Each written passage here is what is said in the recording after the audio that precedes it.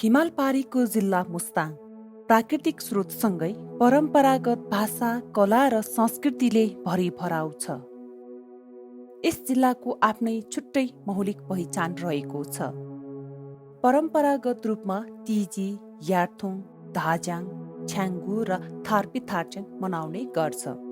परम्परागत रूपमा चलिआएको संस्कार संस्कृति मध्येको थार्पिथार्चेङ एक उत्सव हो। यो जीवनमा अवकाश लिनु हो। विवाह गरे जस्तै गरी यो उत्सव मनाउने गर्छ। मुस्ताङको सामाजिक, शिक्षा, विद्युत, राजनीति र त्यहाँको विकासमा सधैँभर खटिरहनु भएका छिरिङ दावा गुरुङ थार्पिथार्चेङ गरी अवकाश लिन तल्लीन भएको छ। उहाँको जीवन भोगाइसँगै थार्पिथार्चेङ यस वृत्तचित्रमा सामेल गरिएको छ।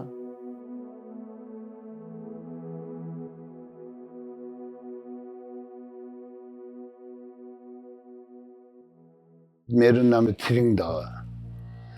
छिरिङ दावा भन्न कसरी आयो भने छिरिङ भनेको आयोग लामो हुने छिरिङ, दावा भने मतलब म सा दावा भनेको सोमबार जन्मेकोले छिरिङ दावा भन्छ। त्यसलाई छिरिङ दावा। 2006 सालमा म जन्मेपछि जस्तै हाम्रो यो दुर्गम गाउँ जिल्ला भन्छन्, यहाँ चाहिँ शिक्षाको कठिनाइ, शिक्षा भन्ने कुरो त कतिपय त्यहाँ त्यतिखेर मलाई जहाँसम्म लाग्छ 2006 सालतिरको मुस्ताङ जिल्लाको हिसाब गर्ने हो भने मैले एउटा स्कुल जोमसुममा भेटाएको थिएँ। नत्र मलाई जहाँसम्म लाग्छ त्यतिखेर आफूले पनि अब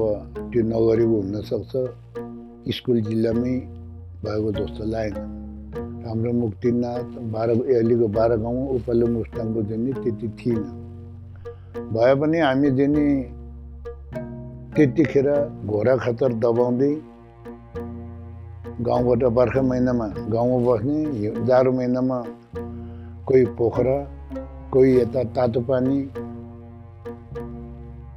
जाने गर्थ्यो। र त्यति बेला हाम्रो बुवाले हामीलाई, हामी 3 भाइ थियौँ, आमा, हामी सबै यहाँबाट खच्चर दबाउँदै पोखरा जान्थ्यो। र पोखरा गएपछि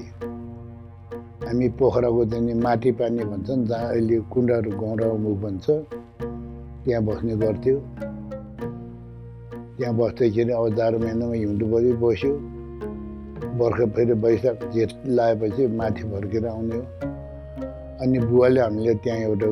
गुरुबा भन्ने एउटा बाहुन पण्डित थियो, उहाँ गएर राख्नुहुन्थ्यो र हामीले पढाउनुहुन्थ्यो। त्यतिखेर त मलाई जहाँसम्म किताब पनि थिएन, एउटा ठुलो वर्णमाल भन्ने एउटा किताब मात्र आउँथ्यो। त्यो किताबमा गुरुले पढाउनुहुन्थ्यो र हामीले चाहिँ कापीमा चाहिँ लेखेर दिनुहुन्थ्यो, ल भोलि चाहिँ यो पाठ पुरा गरेर है भनेर। अनि त्यो गुरुले लेखेर दिएको चाहिँ पढे। अनि बिहानै फेरि हामीले लेखेर दिएको सबै गुरुले बुझायो। अनि मुखबाट कन्ठै गर्नुपर्यो गीत गएको जस्तो गरेर। त्यस्तै गरेर हामीले पढेको हौँ। तर त्यतिखेर हाम्रो शिक्षा भन्नाले योग्यता भन्ने अहिले क्लास भन्छ नि, कति क्लास पढ्यो भन्छ, त्यतिखेर त्यो पनि थिएन। त्यतिखेर गुरुले दिनमा चाहिँ 2-3 चोटि क्लास लिनुहुन्थ्यो र अनि कहिले लेख्न दिनुहुन्थ्यो, कहिले त्यो पाठ भोग्न दिनुहुन्थ्यो। त्यस्तै गर्नु। त्यसमा 100 पाना छ भने एकैचोटि पढ्ने कुरा होइन, आज 1 पाना अथवा कहिले आधा पाना यति लेखेर पनि आउने, त्यो पुरा पाठ घोगेर आउने भन्यो। अनि लेखेर अनि त्यो सिधै नहेरेको नि फेरि पढ्ने दिनुहुन्थ्यो र त्यसरी पढ्थ्यौँ। बुवाले हामीले राखिदिनु भयो। मेरो बिजा त्यो पनि होइन, मेरो बुवाले मलाई, हामी दाजुभाइहरूलाई ल पढ्नुपर्छ भनेर माइला भाइले लामातिर पढाउनु भयो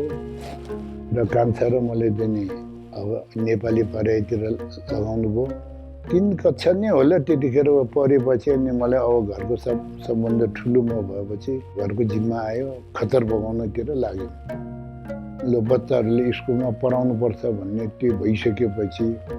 अनि गाउँले जनताले भने अलिअलि पढेको त हुन त थुप्रै थियो, म मात्रै होइन। र यहाँ अब हाम्रो गाउँमा एउटा स्कुल भनौँ कि अथवा के गर्ने, यो एउटा स्कुल जस्तै हो। स्कुल भन्यो भने त्यतिखेर स्कुल नाम मात्रै हो, तर यो सरकारी स्कुल हो भन्ने कुरो त्यो थिएन। अनि हाम्रो वडाभित्रको अथवा गाउँ पञ्चायतभित्रको चाहिँ नि विद्यार्थीले जम्मा गराएर हामीले पढाउने भनेपछि सल्लाह भएपछि हरेक गाउँबाट चाहिँ 10-15 जना 10-15 जना गरेर 60-70 जना विद्यार्थी आउँथ्यो र पढाउँथ्यो। पढिसकेपछि यहाँ पढाउने भन्ने कुरो कोही भएन। अनि गाउँलेले मलाई अब हाम्रो स्कुलको टिचर गर्नु पर्यो भनेपछि मैले त्यसबाट म धेरै पढेको होइन, मिल्छ भनेपछि मिल्छ भनेर भन्नुभयो। मैले चाहिँ यहाँको बच्चाहरू चाहिँ नेपाली भाषा नबुझ्ने, अब तल्लोबाट ल्याउने टिचरले भोटे भाषा नबुझ्ने, हाम्रो भाषा नबुझ्ने। त्यही भएर चाहिँ मैले चाहिँ हाम्रो भाषामा चाहिँ अलिअलि उनीहरूलाई उल्टा गरिदिने र टिचरले पढाउने कुरा मैले उल्टा गर्ने, फलाने यो हो यस्तो हो भन्ने कुरा गरेर हामीले त्यसबाट गरेको थियौँ। पहिला हामी माथि पर्ने पोखरामा पढाउँदाखेरि पनि खासै स्कुल भन्ने कि अब विद्यार्थी बस्ने यो बेन्चहरू केही थिएन। पोखरामा त हामीले के भन्छ गुन्द्रुक ओछ्याएर पढाउँथ्यो। यहाँ हाम्रो गाउँघरमा आइसकेपछि कसैले आफ्नो अब घरमा भएको केही ओछ्याउने चिजहरू बोकेर आउँथ्यो। कसैले त त्यही माटो भुइँमै थचक्क बस्यो पऱ्यो, त्यति नै हो। खास गरेर सुकुल पनि हामीले चाहिँ पिउँ यहाँ हुँदैन। पहिला हाम्रो यो मुक्तिनाथ क्षेत्रमा 7वटा गाउँ थियो। 7वटा गाउँ चाहिँ नि एउटा मुक्तिनाथ गाउँ पञ्चायत थियो। गाउँ पञ्चायत भइसकेपछि अनि पछि फेरि मुस्ताङ जिल्लामा चाहिँ मेरो भिजनमा 3वटा हो कतिवटा गाउँ पञ्चायत थापेर 3 थाप्यो। 16मा 3 घटाउँदा 13। पहिला 13 गाउँ पञ्चायत रहेछ क्या। त्यसपछि चाहिँ 3वटा थापेपछि हाम्रो यहाँ पनि एउटा गाउँ पञ्चायतलाई 2वटा बनाउनु परेपछि पारेचोङ, छेङ्गुर, पुटार 3वटा गाउँ चाहिँ एउटा गाउँ पञ्चायत र हाम्रो यो पुराङ, झारकोट, खिङ्गा, लुब्रा 4वटा गाउँको एउटा गाउँ पञ्चायत भयो। अनि गाउँ पञ्चायत भइसकेपछि अनि सुरुमा त मैले अब यहाँ पढाउँदाखेरि सुरुमा झारकोटमा हाम्रो 7वटै गाउँको विद्यार्थी लुब्राको आउँदैन थियो, पुटकको पनि आउँथ्यो। यहाँ 6वटा गाउँको त पुरै आउँथ्यो। झारकोटमा पढेको थियो पहिला, सुरुमा स्कुल झारकोटमा पनि। फेरि पारिचोङमा पनि पढाउने भन्ने कुरो भएपछि अनि पारीको वरि पढाउँथ्यो। पढाउँदाखेरि हामीले पहिला चाहिँ झारकोटमा चाहिँ अब चौर भनौँ न, अब स्कुल भनेर घर थिएन। चौरमा अब कोही रुखको मुनि पढाउँथ्यो। हुँदा हामीले चाहिँ मेरो पालामा पहिला सुरुमा झारकोटमा, त्यसपछि यहाँ मुक्तिनाथमा रानीपुवामा, त्यसपछि पारी गएर चौमा 3 ठाउँमा मैले चाहिँ पढाएको। कापी कलम चाहिँ पोखरा काठमाडौँतिर त कापी कलम धेरै नै हुन्थ्यो के अरे। यहाँ चाहिँ कापी कलमको चाहिँ अलिकति समस्या नै पर्थ्यो र किताब भनेको पनि किताब आएपछि त किताब पनि आउन थाले। किताब आएपछि हामीले चाहिँ विद्यार्थीलाई चाहिँ एउटा अहिले त सिलौट भन्छ कि के हो, त्यतिखेर त यो चाहिँ कालो चाहिँ बोर्ड सानो हुन्छ, त्यो झोलामा हाल्ने ठ्याक्कै मिल्ने, त्यसमा लेख्ने भन्यो भने अहिले त चाक भनेर लेख्दा, पहिला त त्यो खरी भन्छ कि एउटा साह्रो खालको आउँथ्यो, ठुलो यत्रो ठुलो, जति लेख्यो भने नसकिने हो। त्यस्तै त्यसो गरेर चाहिँ हामीले युज गर्दै आयौँ। 9 वर्षसम्म गर्दाखेरि मलाई चाहिँ शिक्षा मन्त्रालयबाट चाहिँ एउटा प्रशंसा पत्र प्राप्त भएको छ। मैले चाहिँ पाउने मध्येमा यो म जिल्ला पञ्चायत उपसभापति हुँदाखेरि पञ्चायतकालमा त्यस्तै एउटा सम्मान पत्र नै पाएको थिएँ।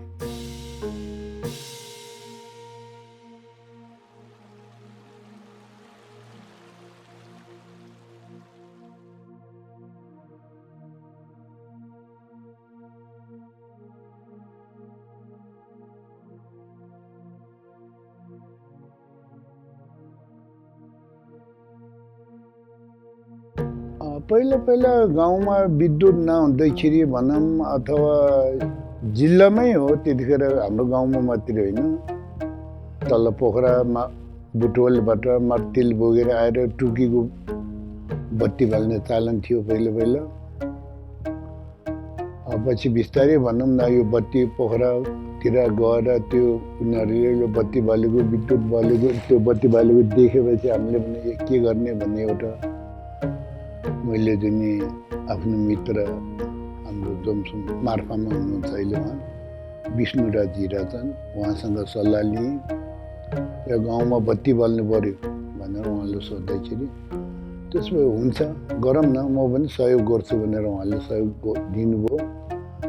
र हामीले चाहिँ नि मुस्ताङ जिल्ला अन्तर्गत यो मुक्तिनाथ पुराङमा चाहिँ सानो जलविद्युत चाहिँ नि निजी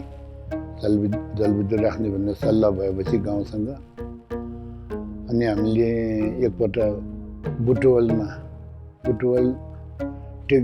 के भन्छ अहिले त नाम पनि बिर्सिसक्यो धेरै वर्ष भइसक्यो बुटवल डिसिएस भन्छ खास गरेर डिसिएस भन्छ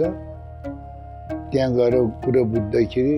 उनीहरूले के भन्नु हुन्छ तपाईँहरूले लगानी गर्नु हुन्छ भनेपछि हामी गरिदिन्छु भनेर उहाँले त्यो भनेपछि सुरुमा चाहिँ हामीले प्राविधिक ल्यायो या सबै पानीहरूको के भन्ने चेक भन्ने कि के कति किलोवाटसम्म निकाल्न सकिन्छ भने उनीहरूले त्यो गरेपछि सुरुमा हामीलाई चाहिँ 15 किलोवाट निकाल्न सकिन्छ भनेर उहाँले त्यो सल्लाह दिनुभयो र हामीले 15 किलोवाटको विद्युत निकाल्यौँ 2000 मेरो विचारमा 38 सालमा अनि 38 साल पछि फेरि त्यस्तै 5-6-7 वर्ष भइसकेपछि अनि यसले अलिकति पुगिन बत्ती कम भयो त्यतिखेर हामीले गाउँ प्रत्येक घरमा जाने 3-3वटा बत्तीको बल्ब बालेको थियौँ र त्यसपछि चाहिँ फेरि हामीले त्यही डिसिएस बुटवलमा यसलाई अलिकति बढाउन सकिन्न भनेर हामीले सल्लाह लिँदाखेरि उहाँहरूले एकपल्ट फेरि हामी इन्जिनियर र ओभरसियर पठाउँछौँ र गरौँला उहाँहरूले त्यो भनेपछि फेरि पछि के भने यो पाइप फेर्नुपर्छ पहिलाको 6 इन्चीको पाइप थियो भने अहिलेको हाम्रो 9 इन्चीको पाइप छ यो पाइप 9 इन्ची पाइप हाल्यो भने पानी अहिले ठुलो छ हिउँदो सिजनमा अलिक कम हुन सक्छ वर्षा सिजनमा तपाईँहरूको चाहिँ 45 किलोवाटसम्म निकाल्न सकिन्छ भनेर उहाँले त्यो भनेपछि फेरि बढाएर त्यो 45 किलोवाटको बत्ती निकालेपछि बर्खायाममा पानी ठुलो आउँदाखेरि हामीले 35 देखि 40 किलोवाटसम्म बत्ती बाल्यौँ र फेरि हिउँदोमा पानी घटेपछि हामीले चाहिँ 15 देखि 20 किलोवाटसम्म बत्ती चाहिँ अहिले पनि बाल्न सकिन्छ गाउँलेले मलाई चाहिँ त्यसको विद्युतको मुख्य प्रतिनिधित्व मलाई बनाइदियो र अब खास हामीले चाहिँ एउटा सहकारी संस्थाबाट हामीले चाहिँ लोन लिएको थियौँ किनभने गाउँमा पैसा थिएन र हामी चाहिँ 6-7 जनाको चाहिँ लालपुर्जा चाहिँ कृषि भ्याममा चाहिँ हामीले ढिटो राखेपछि लोन लिएर बनाउँदाखेरि अन्य सरकारी नियममा होला के हो चाहिँ प्रो चाहिँ मलाई राखेर चाहिँ उनीहरूले मेरो नाममा प्रो बनाएर र अध्यक्ष म भन्ने के भन्दा अध्यक्षतामा चाहिँ निकालेको पोखराबाट जोमसोमसम्म प्लेनमा कहिले हेलिकप्टर रिजर्भ पनि गरेँ ठुलो हेलिकप्टर मुख्यतः पहिलोको सानो पाइप चाहिँ हेलिकप्टरमा ल्याएको हो भने पछिको ठुलो मोटो पाइप चाहिँ हामीले प्लेनबाट चाटेर ल्याएको हो र जोमसोमबाट त मान्छेले नै बोकेर ओसारेको र अब गाउँले जनता नै जारा भन्छ हामीले जारा उठेर चाहिँ हामी प्रत्येक घरबाट एउटा एक पाइप ल्याउने भनेर हामीले सल्लाह गरेपछि हरेक गाउँको मान्छे घर दुरीबाट एकजना गएर एकजनाले नसक्यो भने 2 जना गएर पनि पालो गरेर पनि जोमसोम एयरपोर्टबाट मुक्तिनाथ पुऱ्यायो राजनीति भन्दाखेरि भने सुरुवातमा म आफै राजनीतिमा जाने भन्ने कुरो दिनु त्यो त मैले त्यो गरेको पनि थिइनँ किनभने त्यतिखेर पञ्चायत थियो गाउँ पञ्चायतमा रहँदाखेरि मेरा स्वर्गीय बुवा चाहिँ गाउँ पञ्चायतका प्रधान पञ्च हुनुहुन्थ्यो र बुवा चाहिँ 5 वर्षको पुरा उहाँको पदावधि नसिद्धिन्थ्यो बुवा बित्नुभयो 3 वर्ष भएर अनि 2 वर्षको अन्तिम म्याच हुँदासम्म चाहिँ मलाई गाउँले चाहिँ बुवा बित्यो भने तिमी बुवाको सट्टामा प्रधानमन्त्री बस्दिनु पर्यो भनेर त्यतिकै गाउँले मलाई चाहिँ प्रधानमन्त्री बनाएपछि अनि मैले 2 वर्षसम्म त्यो बुवाको चाहिँ बाँकी प्रधानमन्त्रीको जिम्मेवारी मैले त्यो गरेँ र त्यसपछि फेरि हाम्रो गाउँमा चाहिँ अब गाउँ पञ्चायतको चुनाव भयो भन्दाखेरि त्यतिखेर त हाम्रो भोट पनि हुँदैन के पनि हुँदैन कहिले कहिले भोट पनि हुन्छ नहुने होइन फेरि दोस्रो कार्यकालको लागि पनि गाउँले सबैको सल्लाहबाट ल तिमी नै प्रधानमन्त्री बस्नुपर्छ भनेर मलाई भन्नुभयो मलाई जहाँसम्म लाग्छ यो 32-33 सालको कुरा हुनुपर्छ मैले बिर्सिसकेँ त्यसपछि पनि पहिले मैले फेरि 5 वर्षको दिन गाउँ पञ्चायत प्रधानमन्त्री पनि त्यो गरेपछि गएर चाहिँ अब 5-7 वर्षसम्म गाउँ पञ्चायतको प्रधानमन्त्री काम निर्वाह गरेँ र 5 वर्ष सिद्धिएपछि हाम्रो जिल्ला पञ्चायत भन्ने निर्वाचन हुन्थ्यो जिल्ला पञ्चायत सदस्य अनि मैले फेरि गाउँ पञ्चायतबाट छोडेर जिल्ला पञ्चायततिर जान कोसिस गरेँ र जिल्ला पञ्चायत गएपछि म जिल्ला पञ्चायतको चाहिँ उपसभापतिमा पनि म विजय भएँ निर्वाचित भएँ उपसभापति भएर मैले 5 वर्ष फेरि त्यही सकिएँ अनि जिल्ला पञ्चायतको उपसभापति भइसकेपछि फेरि मैले 2042 सालमा राष्ट्रिय पञ्चायत भन्थ्यो त्यतिखेर हाम्रो अब माननीय भने जस्तै केन्द्रीय त्यतिखेर राष्ट्रिय पञ्चायत भन्थ्यो राष्ट्रिय पञ्चायत सदस्यमा पनि म उम्मेदवार भएँ हाम्रो जिल्लाको लागि र 42 सालमा हामी उम्मेदवार 6 जना भएको थियौँ 6 जना मध्येमा म चाहिँ तेस्रो भएको थियौँ तेस्रो भन्नाले म 112 मतले चाहिँ हारेको राष्ट्रिय पञ्चायत सदस्यमा त्यसपछि गएर चाहिँ गर्दै अब कहिले यो भइसकेपछि 46 सालमा चाहिँ बौद्धले व्यवस्था आएपछि म अब पञ्चायत गएपछि बौद्धले व्यवस्था आएपछि मैले कहाँ अब यो बौद्धले आएपछि भन्दा त अब यो एउटा पार्टीमा त जानुपर्छ भने त्यो गरेँ गर्दै मैले चाहिँ अब आफू पञ्चायत गयो भने म एउटा पार्टीमा पस्ने भनेर मैले नेपाली काङ्ग्रेसमा प्रवेश गरेँ र नेपाली काङ्ग्रेसमा प्रवेश गरेपछि 2058 साल 57 या 58 सालतिर मलाई जिल्लाको चाहिँ यो हाम्रो केन्द्रबाट सुकुम्बासी आयोगको अध्यक्ष पनि मलाई केन्द्रबाट पठाइदियो नेपाली काङ्ग्रेसले र मैले 5 वर्ष सुकुम्बासीको अध्यक्ष पनि गरेँ यहाँ जिल्लामा गरेपछि मैले यहाँ चाहिँ सुकुम्बासीहरूले चाहिँ 5 वर्षभित्र निकै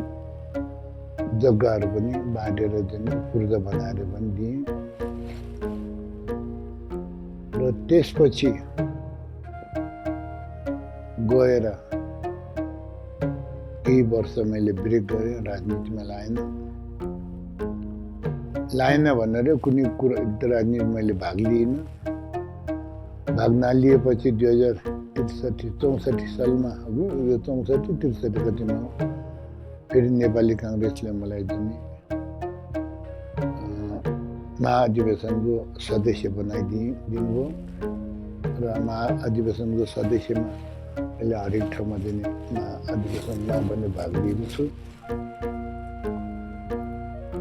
त्यसपछि गएर अब केही वर्षपछि अब लास्टतिर मैले 2000 अब कति 75 चुनाव आयो हाम्रो यो अब स्थानीय सरकार आएपछि मैले चाहिँ प्रदेश सभाको सदस्यमा पनि मैले उम्मेदवार भन्न पुगेँ र प्रदेश सभामा हामी 2 जना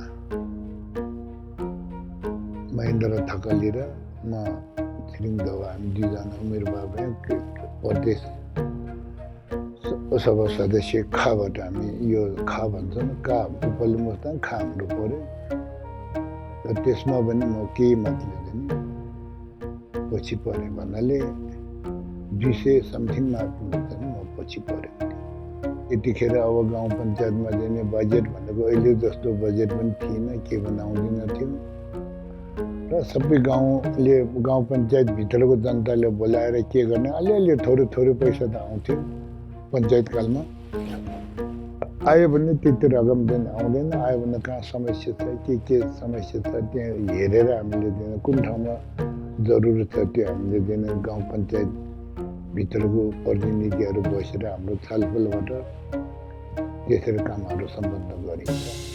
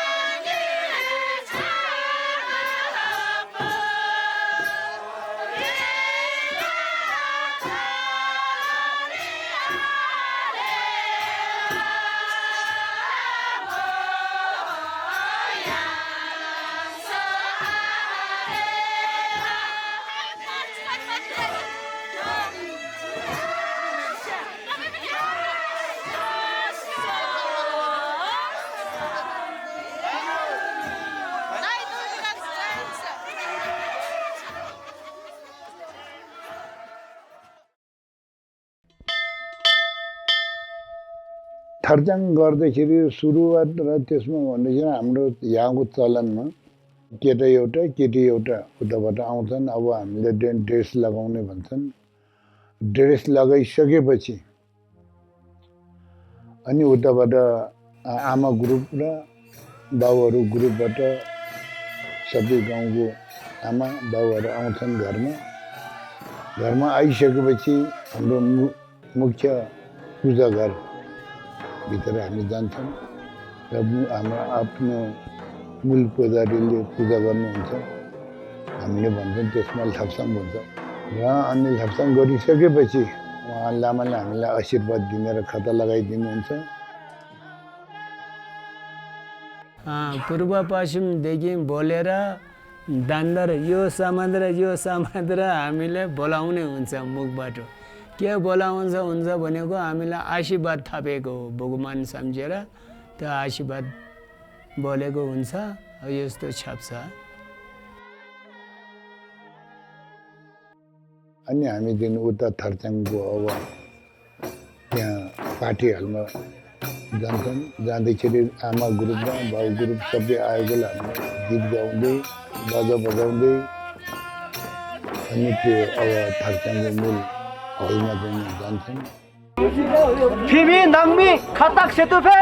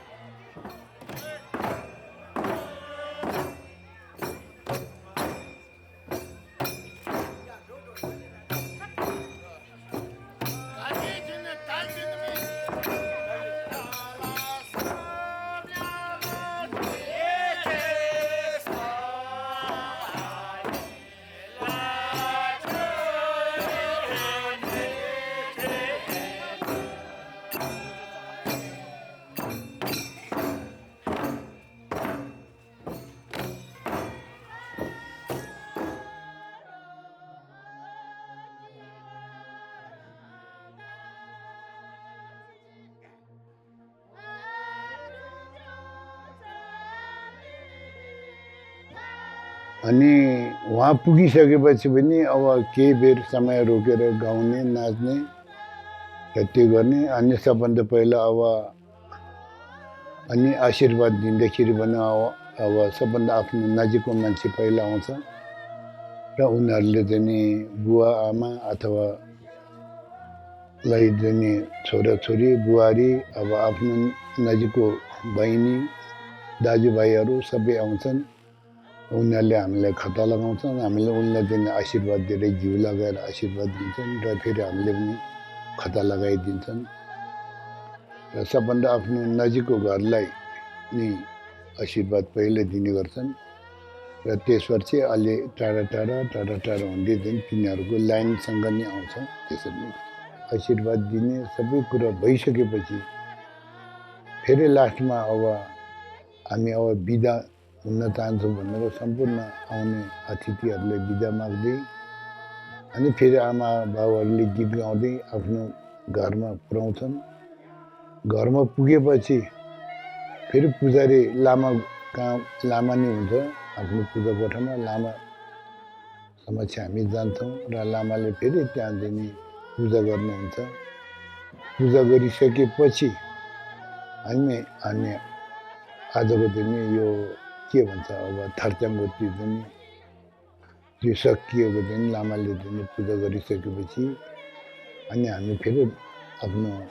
पार्टी हलमा गएर आउने अतिथिहरूले के भयो कसो भयो सबै हेर्ने र अब गीत गाउनेले गीत गाउँछन् नाच्नेले नाच्छन् अब पहिला त्यही थियो कि र आजभोलि त डान्स गर्नेले डान्स गर्ने भन्दै के गर्नेले के गर्ने भन्ने त्यही हो त्यसरी सिकिन्छ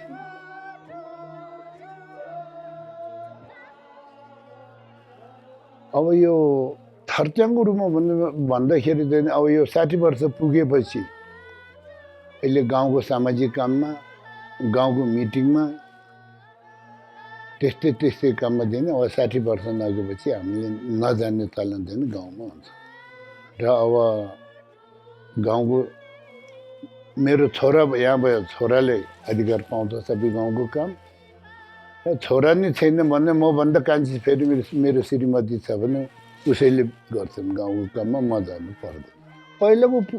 कहानीहरू त धेरै छन् अहिले पो 2 दिन छ पहिला त 7 दिनसम्म हुन्छ भन्नुपर्छ अहिले चाहिँ 2 दिनसम्म गर्छ त्यो बेला पहिलो दिन चाहिँ नि अब सबैलाई बोलाउनु भयो जिल्लाभरिकोलाई नि र दोस्रो दिन चाहिँ नि गाउँपालिका अन्तर्गतको अब वडा नम्बर भित्रको मान्छेले मात्रै बोलाइन्छ सबभन्दा पहिला आफ्नो सबभन्दा नजिकका आफ्नो मान्छेहरूलाई बोलाएर अनि सरसल्लाह गर्ने के गर्ने भन्ने कुराहरूमा छलफल हुन्छ र दोस्रो दिन अनि गाउँको सबै मान्छे बोलाइन्छन् गाउँको भन्नाले यही गाउँको सबै मान्छेले बोलाउँछन् र यस्तो गर्ने थर्च्याङ गर्ने भने गाउँको मान्छेले सल्लाह अब सुझावहरू हामीले गर्ने कामहरू उनले सबै बताइन्छन् र तेस्रो दिन चाहिँ नि फेरि पुरै अब वडाभित्रको सबैले बोलाइन्छ अनि वडाभित्र सबैले बोलाउनु फलान अब तेस्रो दिन चौथो दिन चाहिँ नि बल्ल दिन थर्च्याङ चाहिँ सुरु हुन्छ सुरु भइसकेपछि अब भनौँ न 2 दिन थर्च्याङ भयो फेरि सिद्धियो भने फेरि त्यसरी नि अब सिद्धिने बेलामा भने 1 दिन पहिला सबै गाउँको या अब काम गर्नमा सहयोग गर्न आउने मान्छेहरूलाई अब हामीले चाहिँ नि खानापिना दुःख गरे बाबा उनलाई बोलाउँछन् र आउँछन् खान्छन् र त्यसपछि फेरि अर्को दिन चाहिँ नि अलि नजिककोलाई बोलाइन्छन् खुवाउँछन् र सबभन्दा लास्टमा चाहिँ आफ्नो घरको अब नजिकको मान्छे र अनि दुःख गर्ने यो हामीले महाजन भन्छ कुकिङ गर्नेहरूलाई बोलाएर अनि अब अलिअलि पार्टी जस्तै गरेर अनि बल्ल सकिन्छ